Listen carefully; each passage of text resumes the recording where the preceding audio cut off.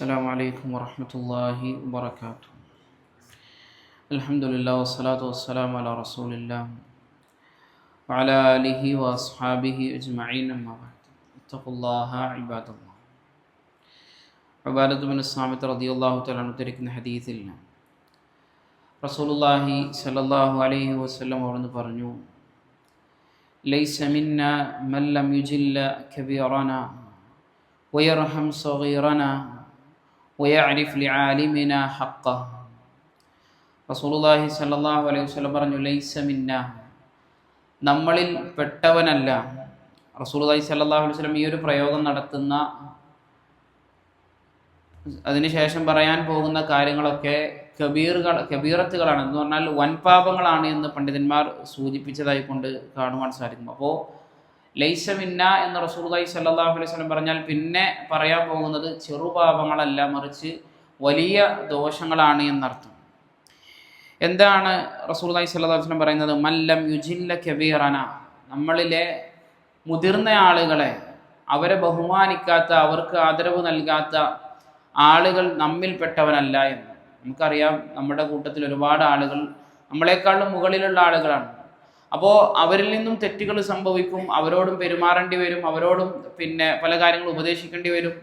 ഇങ്ങനെ പല രൂപത്തിലും അവരുമായിട്ട് ഇടപെടേണ്ടുന്ന സന്ദർഭങ്ങളുണ്ട്. പക്ഷേ അവിടെയൊക്കെ നമ്മുടെ താഴെയുള്ള ഒരാളോട് പെരുമാറുന്നത് പോലെയല്ല മേലെയുള്ള ഒരാളോട് പെരുമാറേണ്ടത്. ഒരു നസീഹത്ത് കൊടുക്കുകയാണെങ്കിലും, അതല്ലെങ്കിൽ ഒരു തെറ്റ് പറ്റിയപ്പോൾ അത് തിരുത്തുന്ന രൂപമാണെങ്കിലും എല്ലാം സാധാരണ നമ്മളെക്കാൾ താഴെയുള്ള ആളുകളോട്, പ്രായത്തിൽ താഴെയുള്ള ആളുകളോട് തിരുത്തുകയും മറ്റുമൊക്കെ ചെയ്യുന്നത് പോലെയല്ല അവരോട് ചെയ്യേണ്ടത്, മറിച്ച് അവർക്ക് ബഹുമാനവും ആദരവും നൽകിക്കൊണ്ടാണ് നമ്മളത് ചെയ്യേണ്ടത്. അങ്ങനെ ചെയ്യാത്തവർ നമ്മിൽ പെട്ടവനല്ല എന്നാണ് നബി കരീം സല്ലല്ലാഹു അലൈഹി വസല്ലം പറയുന്നത്.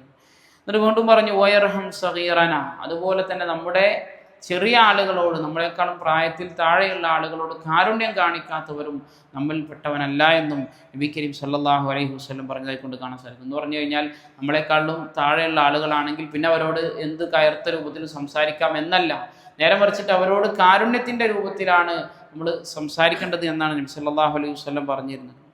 വീണ്ടും പറഞ്ഞു, വയഅരിഫ് ലിആലിമിന ഹഖ്ഖഹു, അതുപോലെ തന്നെ നമ്മുടെ കൂട്ടത്തിലുള്ള മതപണ്ഡിതന്മാരെ, ആലിമീങ്ങളായ ആളുകളെ, അവർക്കുള്ള ഹക്ക് തിരിച്ചറിയാത്തവരും നമ്മിൽപ്പെട്ടവരല്ല എന്ന് നബി കരീം സല്ലല്ലാഹു അലൈഹി വസല്ലം പറഞ്ഞതായി കൊണ്ട് കാണാൻ സാധിക്കും. നമുക്കറിയാം, ശരീഅത്തിന്റെ ഇൽമ് പഠിച്ച ആളുകൾക്ക് കൂടുതൽ ഖദറുണ്ട്. അല്ലാഹു സുബ്ഹാനഹു വ തആല വിശുദ്ധ ഖുർആനിൽ പറഞ്ഞത് അറിവുള്ളവരും അറിവില്ലാത്തവരും സമന്മാരാകുമോ എന്നാണ്. സമന്മാരാകുമോ എന്ന് ചോദിച്ചു കഴിഞ്ഞാൽ സമന്മാരാവുകയില്ല എന്നാണ് അതിൻ്റെ അർത്ഥം.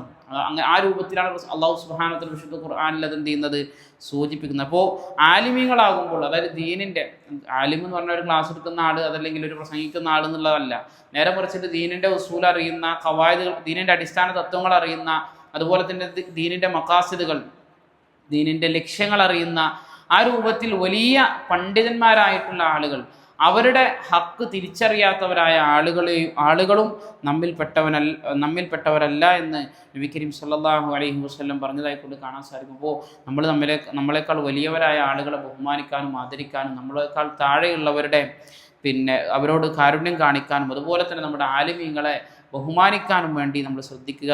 അല്ലാഹു സുബ്ഹാനഹു വ തആല കാര്യങ്ങളെ കൃത്യമായി മനസ്സിലാക്കാനും അതനുസരിച്ച് ജീവിതത്തിൽ പ്രാവർത്തികമാക്കാനും എല്ലാമുള്ള തൗഫീഖ് നമുക്ക് ഏവർക്കും നൽകി അനുഗ്രഹിക്കുമാറാകട്ടെ. സുബ്ഹാനകല്ലാഹുമ്മ വബിഹംദിക അശ്ഹദു അല്ലാ ഇലാഹ ഇല്ലാ അൻത അസ്തഗ്ഫിറുക വഅതൂബു ഇലൈക്. അസ്സലാമു അലൈക്കും വറഹ്മത്തുള്ളാഹി വബറകാതുഹു.